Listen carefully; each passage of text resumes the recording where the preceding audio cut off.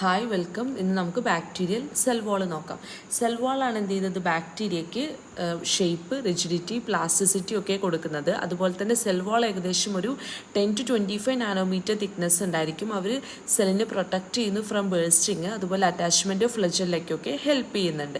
ഇനി ഇമ്പോർട്ടൻ്റ് ആയിട്ടുള്ളത് സെൽ വാളിൻ്റെ സ്ട്രക്ചറാണ്. Cell wall is composed of peptidoglycan, murein അല്ലെങ്കിൽ മ്യൂക്കോപെപ്റ്റൈഡ് ആണ്.